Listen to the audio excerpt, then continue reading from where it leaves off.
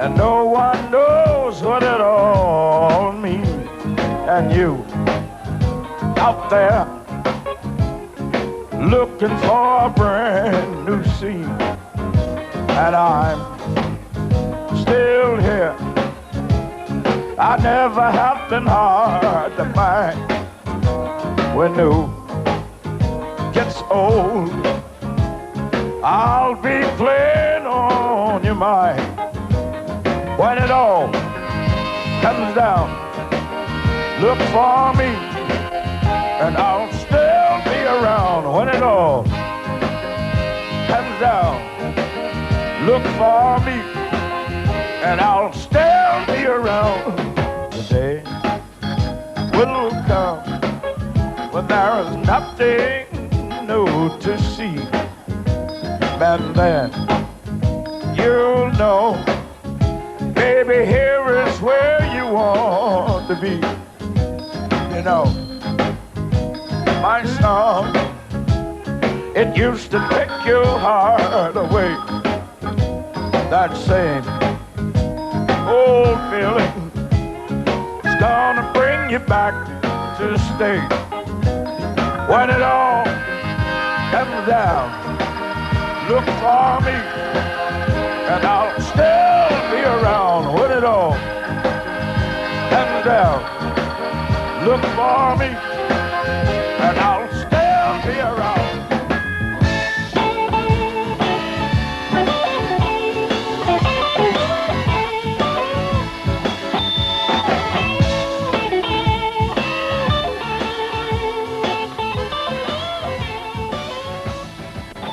B.B. King, de belangrijkste bluesgitarist en blueszanger van deze tijd.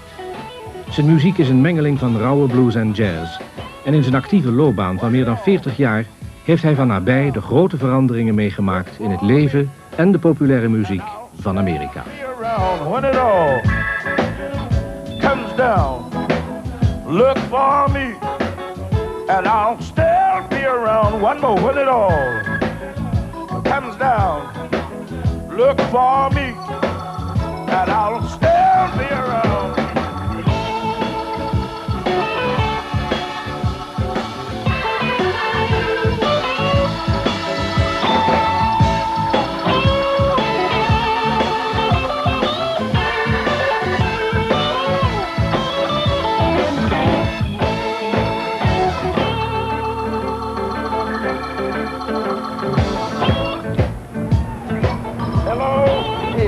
How you do, sir? Thank you. Thank you, and I have to apologize, sir. I didn't mean to stand everybody up. Elk jaar in juni keert B.B. King terug naar Mississippi voor een aantal thuisoptredens. Onder andere in Indianola, waar hij werd geboren als Riley B. King. No, but I did call. Well, you're an important character. So you can afford to be late. Well, I didn't do it intentionally. Well, I know they see wherever you go, they're going to try to detain you, so you have to accommodate them sometimes. Thank good you, to see you. Thank you, thank you very much. But I made it in here. I've got a little bad throat, you know, and you as a minister and a speaker, so you can I got a little hush in mine. He did. No, I'm gonna cut off right there. Thanks. Oh, this is so good. You see, all y'all are married, so let me tell you the news about the people that are not married. See, I find the ladies and they like to feed me good. See, then once you get fat, then they talk about you.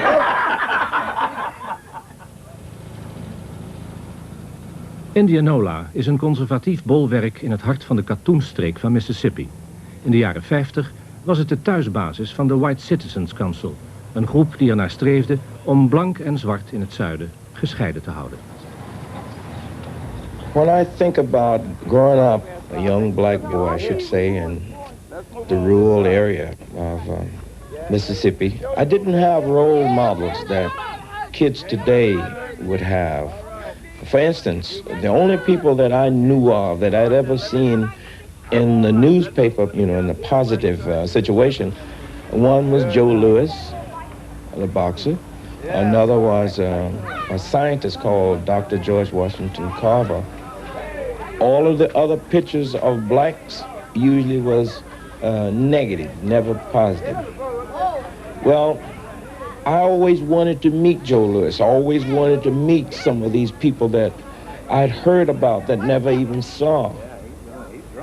Thinking that way now that I'm a man, I feel that there's a lot of little Riley Kings that's still around there that would like to meet maybe B.B. King, or maybe someone in sports, or someone in business. To me, by inviting people to come back to Mississippi, or whether they're from Mississippi or anywhere in the world, that will join us down. It gives these little Riley Kings a chance to walk up and say, hey, how are you? What's your name? What do you do?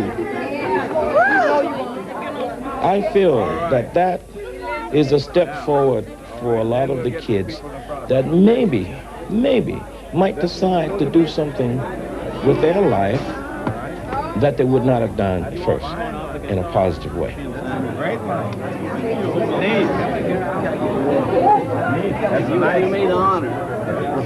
Any particular place? Just B.B. King. You reckon to have a stay? I got a apartment. Get it again. Is it automatic? Okay, thanks. B, I appreciate it. My pleasure. Can I get you to do my shirt too? Yeah, I have to get these are my bodyguards here, so they have to put it together. Yeah. You have together, guys? Mine.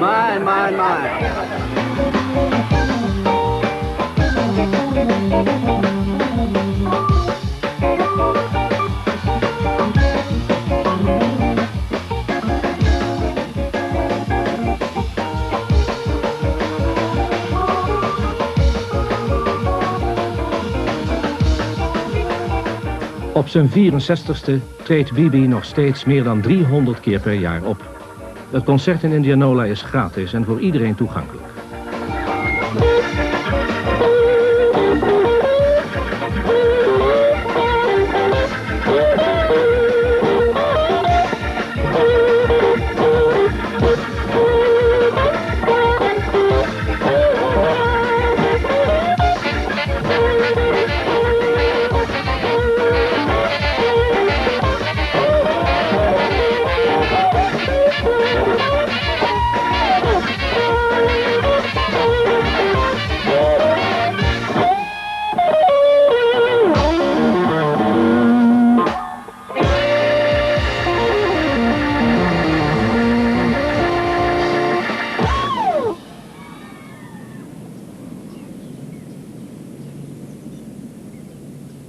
B.B. King werd in 1925 geboren in Bear Creek, onder de rook van Indianola.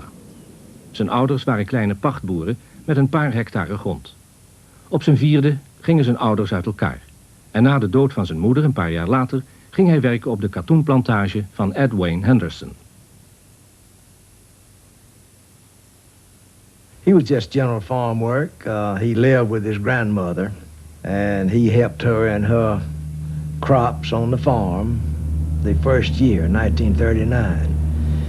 Then in 1940, I suggested to him that we give him an acre of cotton so that he'd have a little spending money of his own. And of course that pleased him, and he really worked hard. But of all years, that was one of those tragic years where it was a total failure because of July floods. He wound up with just almost no crop. 5 families made 2 bales of cotton between all of them put together, which was most unusual, but it's one of those critical years. One day, he came down to the house and asked my wife if she had a store-bought broom that was worn out. And she said, yes, I have one. He said, well, he would love to have it. And she gave it to him, not knowing what he wanted. We thought first he wanted the handle, the wooden handle. But what he actually wanted was the little fine wire that the straw was wrapped with. And the house he lived in at the time with his grandmother was a house that was built and lived in by my uncle up until his death. And that's the house they lived in with a big, long front porch. And B.B. asked me if it would be all right to drive a nail or 2 in the wall. And I told him, sure, help himself. So he drove a nail high up on the porch and then down low, tied his wire from one nail to the other as tight as he could, Then he took some wooden chips, dry wooden chips, and put behind the wire, between the wire and the wall, to give it the tension that he wanted for the tune he wanted. And when he'd come home from lunch after either working in his own field or helping his grandmother, eat his lunch, he'd go out and lay on his front porch and thump that one wire. He got to be good.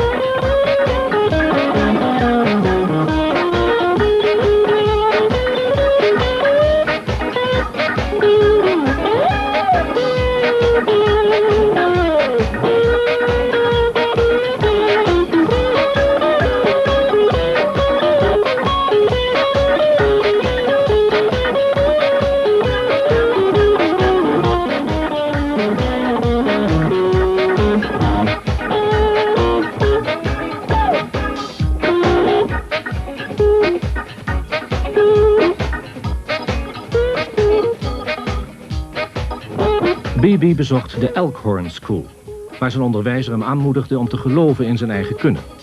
In de kerk richtte hij zijn eerste gospelgroep op, de Elkhorn Jubilee Singers. En al gauw ontdekte hij hoe je mensen met muziek kon boeien.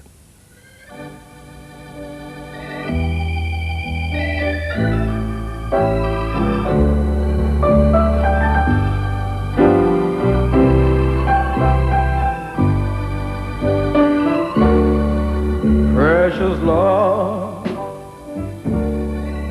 take my hand, lead me on, let me stand. I'm tired, Lord, I'm weak, I am worn, oh yes, through the storm, through the night, and the rain, through the weather, and the rain. I started to learn that hearing a lot of the people sing in the fields, they wasn't always singing gospel songs. Some of them was what some people call field hollers. I had an uncle named Jack Bennett who was very good at it, and several other people. And I learned then that they wasn't singing gospel songs, they were singing blues. I liked it. Well, jokingly, I quite often say that when you're singing gospel songs, you're singing about heavenly bodies.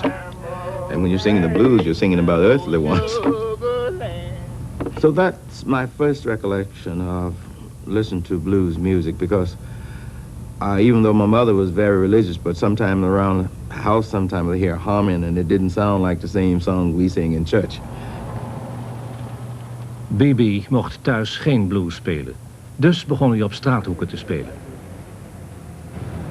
Usually people would come by, I don't know why, but they do it, and they would request a tune. I'm glad they did it, because most times when they request a tune, some of them and most of them would give me a little tip. I found that when the people asked me to sing a gospel song, usually, they would always praise me and pat me on the head or the shoulder and say, "Son, you sound great, and if you keep it up, you're going to be all right one day." Usually that you would hear that. But somebody would ask me to play and sing a blues would always give me a tip, and sometimes a beer. Well, I don't have to tell you where the motivation came from. I said, I've been downhearted, baby, ever since the day we met. Our love is nothing but the blues. Baby, how blue can you get? I gave gave you a brand new Ford. But you said, I went Catholic. I bought you a $10 dinner. And you said, thanks for the snack. I'll let you live in my penthouse. You said it was just a shack. I gave you 7 children. And now you want to give them back. I've been downhearted, baby. Ever since the day we met, I've loved is nothing but the blues. Baby, how blue can you?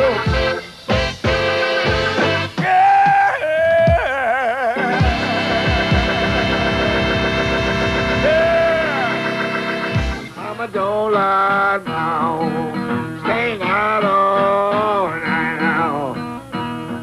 Play a good book of that. Let the people know what you're saying. Een van de weinigen die B.B. muzikaal iets te leren had, was zijn neef Booker White, een meester op de slidegitaar. I could never use a bottleneck. I could never put, like I used to see Booker file off a piece of little steel pipe that he could put on his little finger, and man, I just sat there and drew. Well, I could never do that. I've got stupid fingers that just won't work. I can't get them to do nothing right. I never hit the note that I want, never. Well, for some reason, my ears tend to tell me that when I do that, it sounds similar to what they are doing when they're like that. So I could never do this and get it to get in sync with my thinking. Never worked. So I started doing this. And with a little volume sometimes I could just go on from now on. And keep it even, pretty even. And a lot of people don't know it comes from the wrist, the way I do it like here. It's not the whole arm, and I don't push and pull like that. Just like...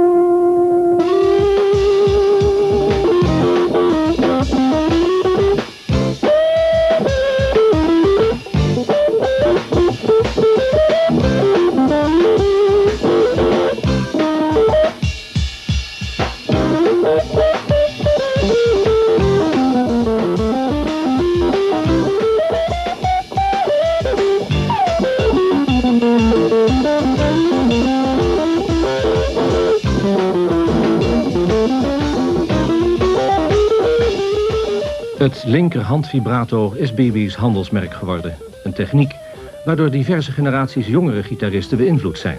Otis Rush, Buddy Guy en Eric Clapton. I think he's so skillful in presenting his shows and making his records that you tend to take for granted the amount of quality there is there, or the skill that's involved.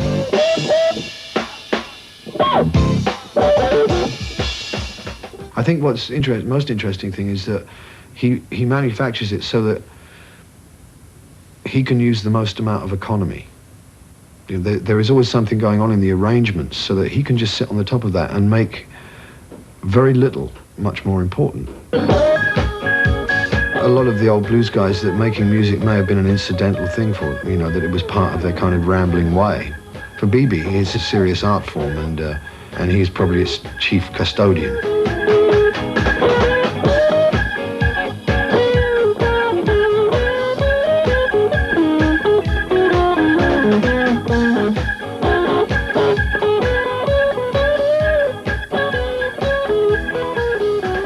In 1948 vertrok B.B. uit Indianola naar het centrum van de zwarte muziek in de zuidelijke staten, Memphis. Wat hij achterliet waren zijn jonge vrouw Martha en zijn baan als tractorbestuurder op de plantage. Well, I left Indianola to go to Memphis because there was no facilities around there to record. At that time, Indianola didn't have a radio station. And we didn't have any of the facilities that I felt we needed to kind of start my career up off the ground, if you will.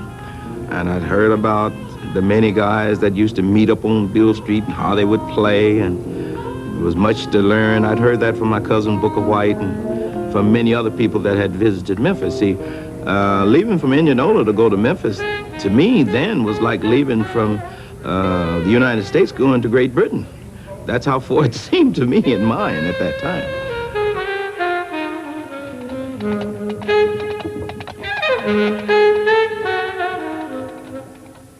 Greetings and salutations. Ooh, poopy doo, and how do you do? It's a good morning to you on an all-blue Saturday here on WDIA with your Rufus Thomas.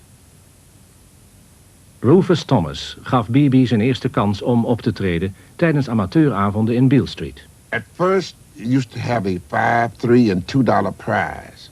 But then it got so that was just everybody that came on stage got $1. And that included Bobby Bland, B.B., Johnny Ace, Roscoe Gordon, and anyone who came up there only got $1. And B.B. had a day job, and that $1 that he got with the bus fare being a nickel, it could last him just about a whole week. And B.B., each Wednesday night that he would get that $1, it would carry him until probably the next Wednesday. And I got him, and I put him on stage as much as I could in order for him to get that $1. WDIA was de eerste zwarte radiozender van heel Amerika. En B.B. kwam er te werken als DJ, met een kort eigen optreden. When I first went on the radio station, I was playing alone at this time, and I was representing a product called Pepticon. So they wanted a jingle for it, and it was my job to get that. so let's see, I don't remember what key. Yeah. So, in order to get that, I'm really ashamed to try to do this, man, because I'm no good with trying to sing and play at the same time. But it went like this. Pepticon show is good. Pepticon show is good. Pepticon show is good. Get it in a place in your neighborhood. When B.B. would come on and start to singing Pepticon, I would turn my radio off. B.B. sounded so bad on it. But it worked. Pepticon was very good for me because the beginning of my popularity started from being the Pepticon boy. I would go out on Saturdays, ride the trucks with some of the salesmen, and we went to many places within 100 miles of Memphis. They would sell it like mad.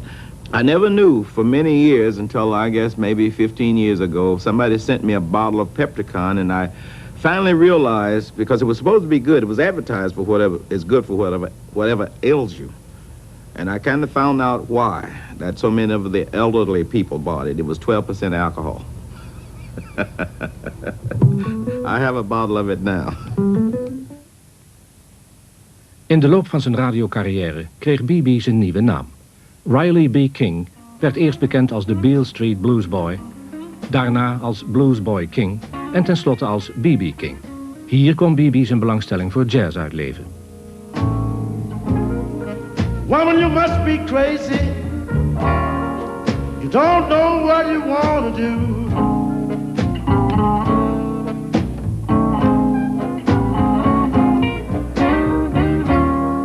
Woman, you must be crazy. You don't know what you want to do.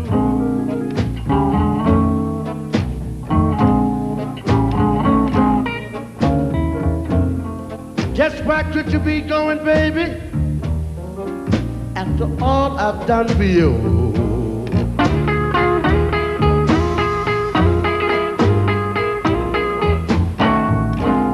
Oh, T-Bone Walker. That was the guy, man. If I'd have been a girl, I'd try to marry him.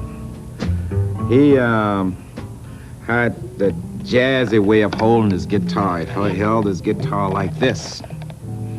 And he had one of those big, I think I call it the Gibson 400, the big one, big thick one like this. 3 pickups on it. And he would take it, and he was a very slim guy, handsome guy, and he played like this. And this was one of his, I have to take the guitar and hold it like that. And he had a way of playing that went.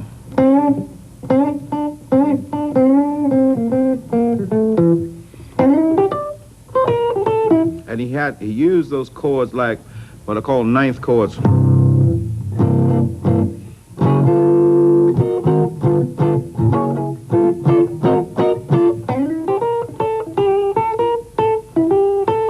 And he would bend the strings something like that. And oh man, I just said that. He was really a driving force in my trying to learn to play. And I think part of my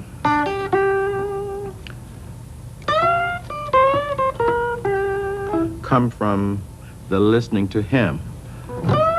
But, you know, I can't sing and play at the same time very, very well. So listening to T-Bone, listening to all the other people, I started to hear the guitar singing to me. When I said singing, not to me, I meant in my mind the guitar is singing. So when I sing, and then I try to play, I still hear myself singing and the guitar. I know it sounds weird, but it's the truth.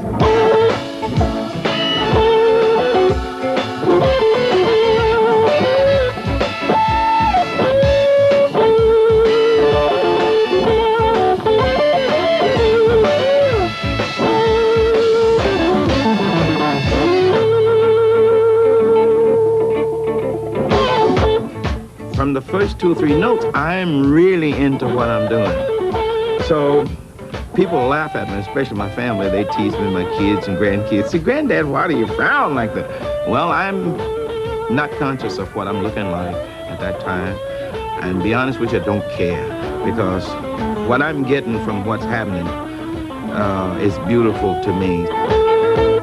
The guitar singing.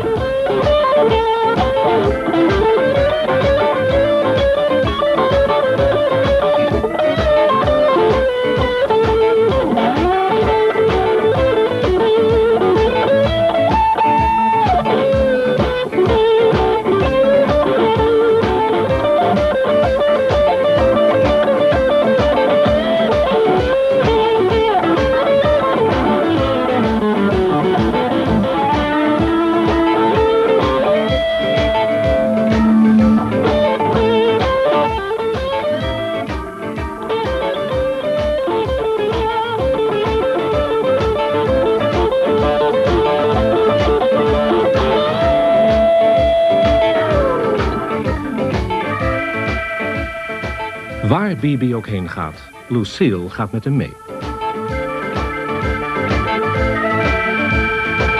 I used to play a place in Twist, Arkansas. And for people that don't know about Twist, Arkansas, geographically speaking, is about 45 miles northwest of Memphis, Tennessee. The little dance hall that we played was large enough to hold about 100 people.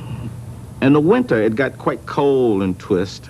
So they used to take something look like a big garbage pail. They'd set it in the middle of the floor, half fill it with kerosene, and they would light that fuel, and that's what we use for heat.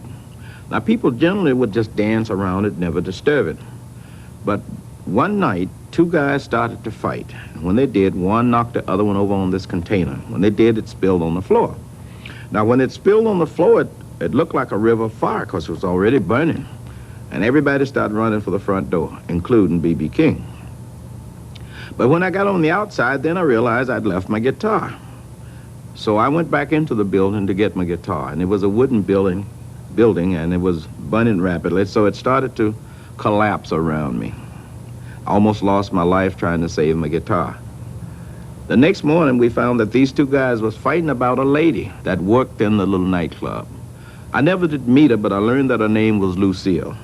I named a guitar Lucille to remind me never to do a thing like that again. You can always get another guitar, but I don't think you can get another B.B. King. Now it is 3 o'clock in the morning. In 1953 kocht B.B. zijn eerste bus, Big Red. En begon hij door heel Amerika te toeren. 3 o'clock in the morning, baby. Can't even close my eyes. Well, I can't find my baby. Lord, and I can't be satisfied. I ain't got nobody to stay at home with me. I ain't got nobody to stay at home with me. My baby, she's gone. I'm in misery. Well,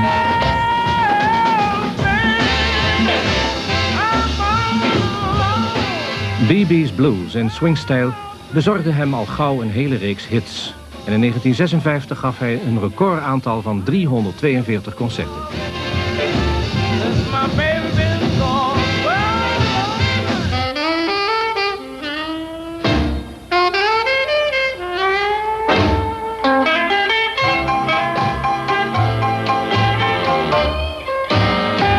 did you ever love a woman and you loved her with all your might? Did you ever... Maar de tournees waren slopend. Vaak moest er op één dag meer dan 1000 kilometer gereden worden tussen het ene optreden en het andere. En tijdens dit slopende trekkersbestaan kregen BB en zijn bandleden ook nog racistische vernederingen te slikken. that woman wouldn't treat you right?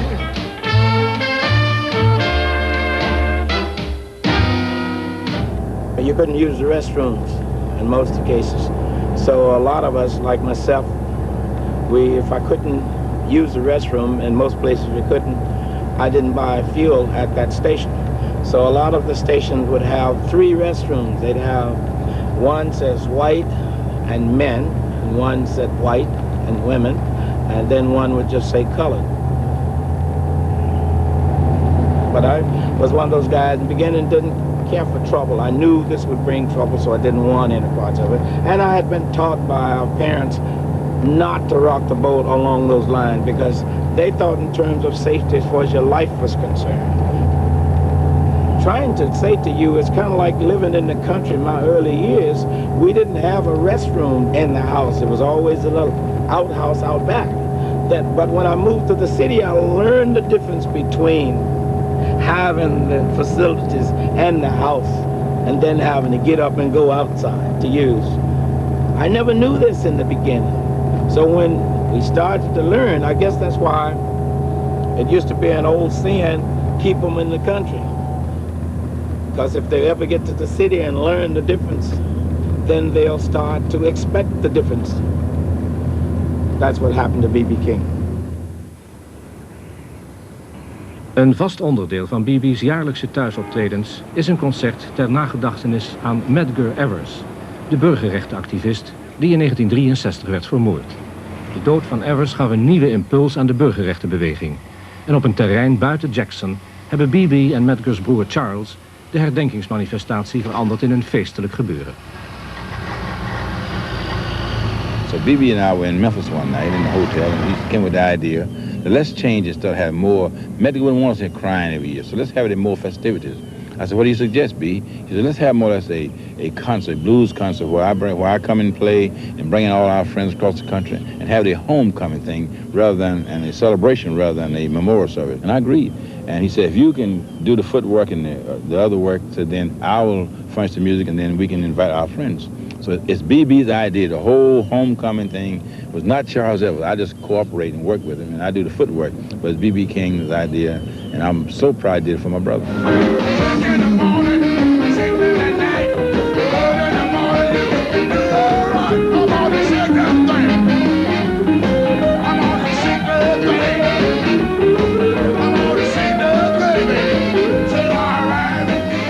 I have always been involved. I was never like some. I was not like some of the people that was out front, but I did always benefits for them. They always needed money. I did benefits, and I didn't do a lot of the marches like a lot of people did. But I was told by Dr. King personally that they needed money. And when I did concerts for them and donated the money to them, that was a help to the cause. But one time I was almost killed in Birmingham because I was in the same motel that he was. And it was blown up. Somebody blew up part of it. And it was about a couple of doors from my room. The whole theme behind our homecoming is how far we've come since Medgar's death, politically, economically, socially, and racially. And we feel, B feels, and I feel that we have accomplished some of that. Because 26 years ago, we couldn't meet out here, black and white, and sit on the tent and listen to blues by a white guitarist and a black guitarist, and all sit on the ground. It was unpermissible. But now we can do that. Tot verbazing van velen was B.B.'s gastgitarist bij het concert van 1989 de voorzitter van de Republikeinse partij, Lee Atwater.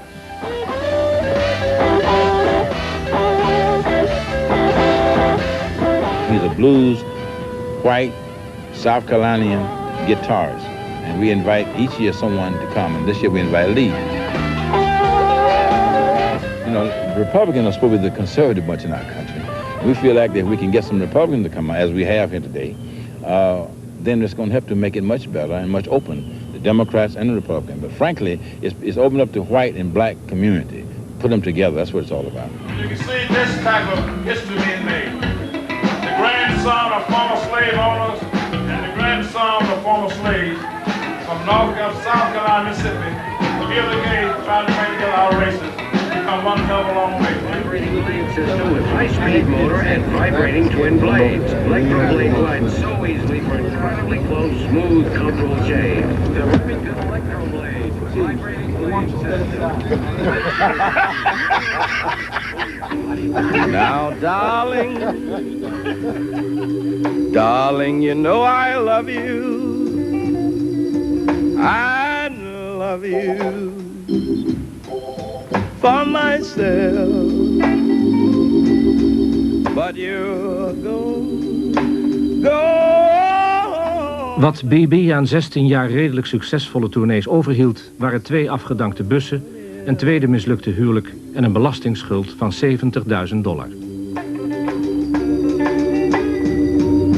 I think of you every morning.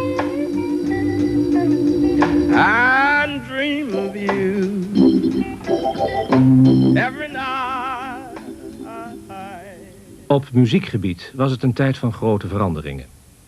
B.B.'s bluesstijl werd verdrongen door de rock'n'roll en veel zwarte zangers richtten zich op jazz of soul om het blanke poppubliek ook te bereiken. A lot of times the fans that was coming to see these popular artists didn't know that it was my orchestra playing behind. Even though it was printed on the placards, but a lot of people would overlook the small noun parts where it said B.B. King. Anyway, I was in Baltimore, Maryland one day.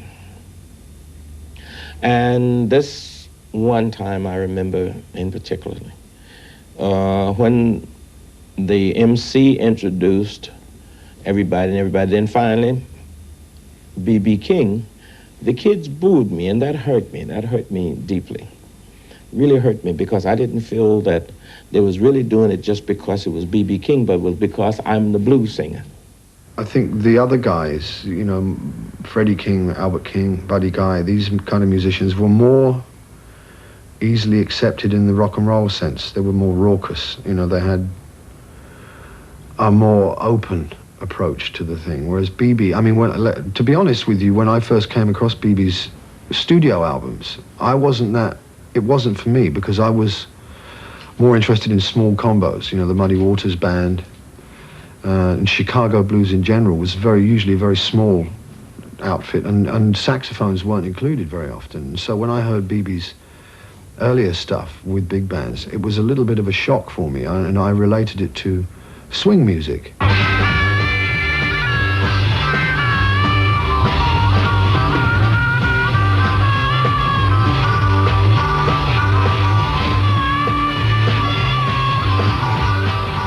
In de jaren 60 raakten veel Engelse popgroepen beïnvloed door de blues en de ironie wilde dat Amerika de muziek begon te herontdekken toen hij weer terugkwam via de Stones, Fleetwood Mac, Cream en anderen.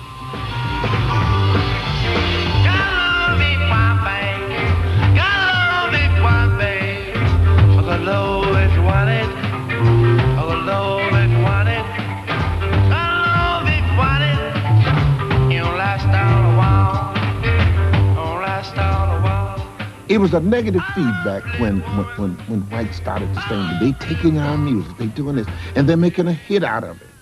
Whereas we don't get the chance. We do it better. That was the thing. We do it better. But it seemed to have had that elevation, that difference, when the white boys started to sing the blues. And they really put it on a different kind of a scale. I think you could get different responses from different musicians because of the characters of the people. A lot of them were confused about it initially, and then sometimes that would turn to anger.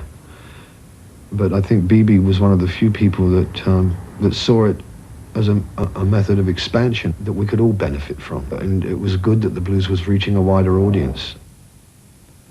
In 1968 nam BB een nieuwe manager, Sidney Seidenberg. Die zag welke mogelijkheden de heropleving van de blues bood. En BB's carrière een nieuwe wending gaf. We put BB in the Americana Hotel in New York City in one of the plushest supper clubs you ever want to see. And the first time they ever used a black entertainer.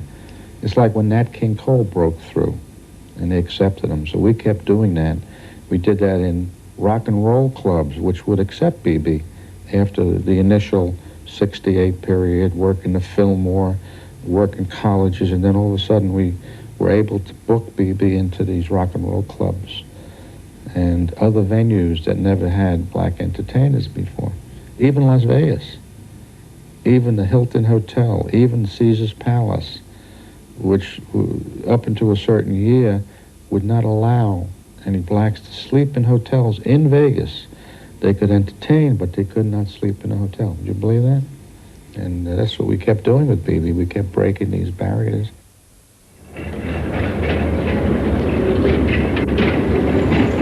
So now I get called to come to play the Fillmore West. Now we've played the Fillmore many times prior to now, but it wasn't called Fillmore West. It was just called the Fillmore. But now Bill Graham, the great rock and roll promoter, has it, and he's booking me. I go there.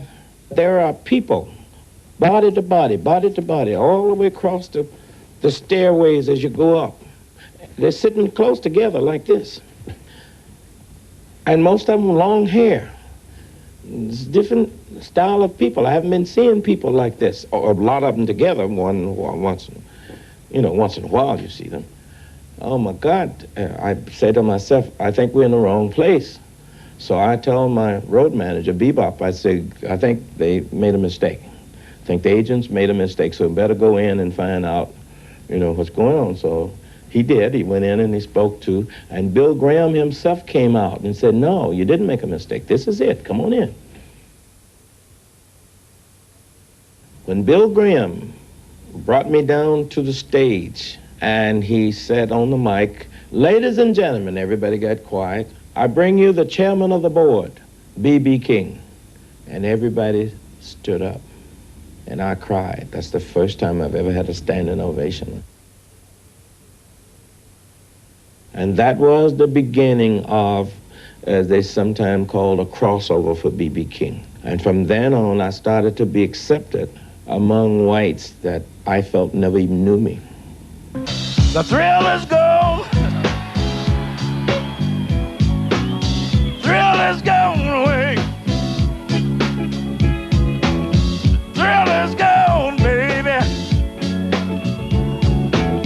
Thrill is gone away.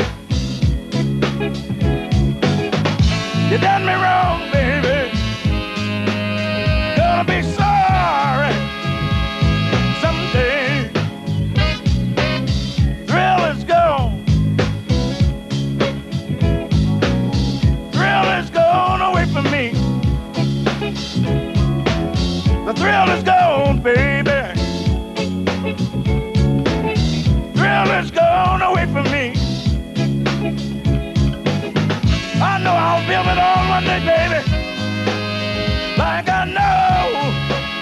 good man should. I'm free, baby. I'm free from your spell. Free, free, free now. I'm free from your spell. Now that it's all over, all I can do is wish you well.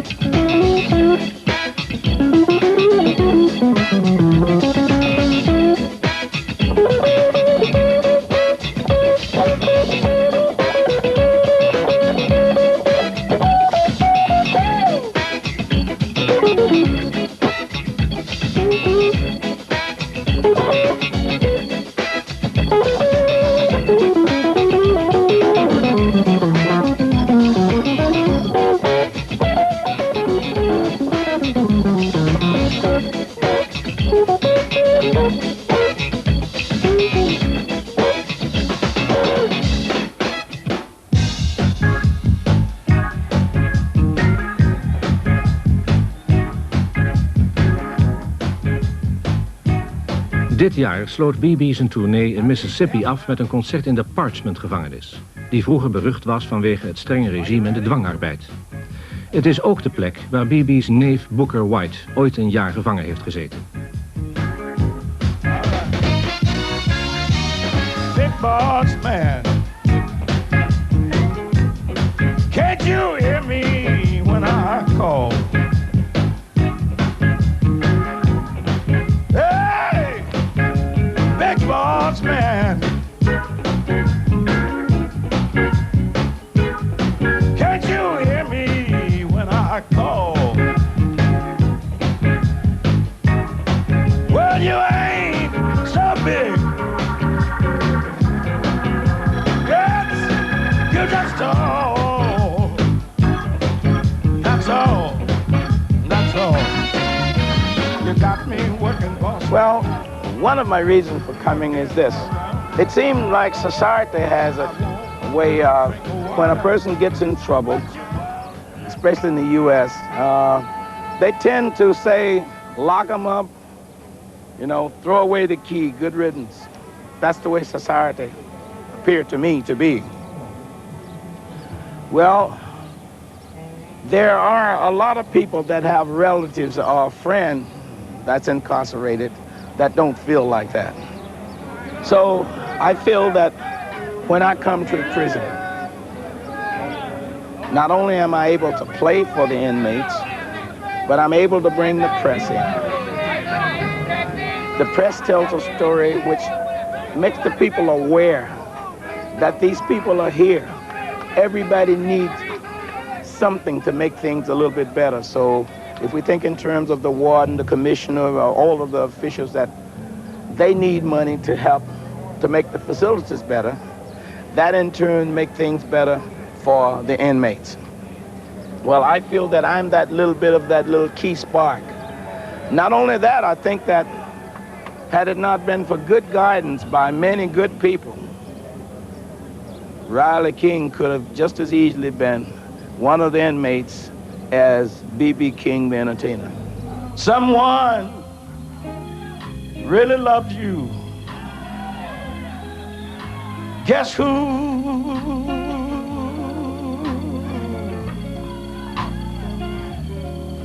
Someone really cares.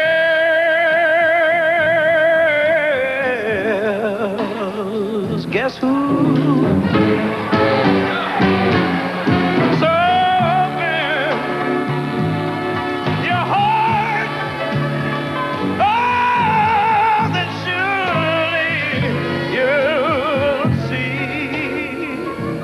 B.B. begon in 1973 met optredens in gevangenissen en heeft sindsdien een organisatie opgezet voor advies en rechtshulp aan delinquenten. It was an idea that I had because of playing an institution like this. It has been helpful. I don't think it's been as successful as we would like it to be, but it has been helpful that it has been. Because we've been able to do many things for many people. So desperately.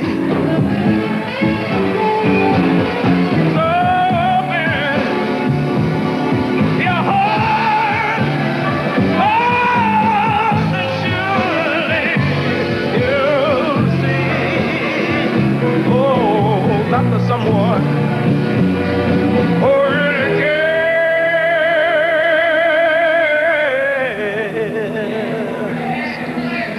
The someone who really cares is me.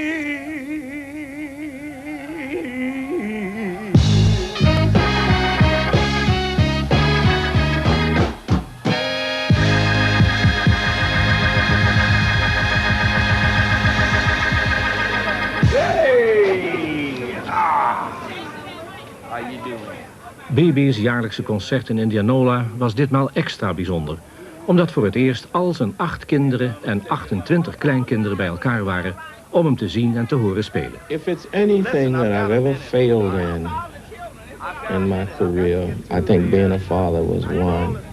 I have never been the father that many fathers are or should be. One of my daughters pointed out to me, Daddy, you've never been with us when we needed you. And that kind of hurt. It kind of hurt because what she said, part of it is right, because I was never there to always tuck them in bed, as a lot of fathers do. But every time she needed a doctor, I had the money to send her.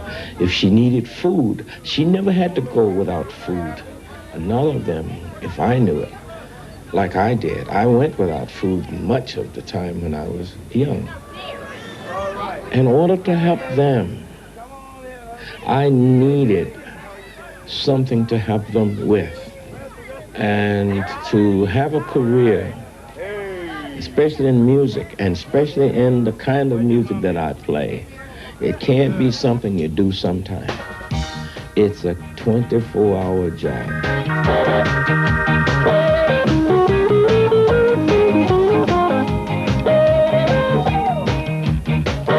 One of the reasons B.B. King is so out there so much is he has a lifetime ambition to make the blues a legitimate form of music, which it wasn't in the early years. It still isn't fully a legitimate form of music acceptable by American radio stations and American people. They always put it in the second-class position.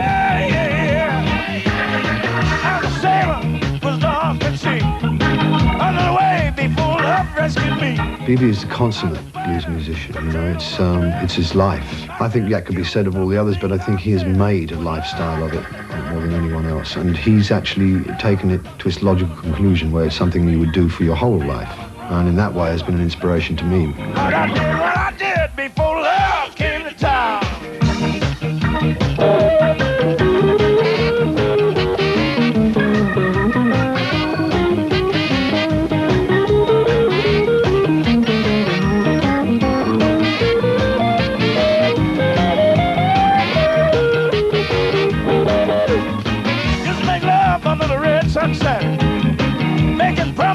I soon forget.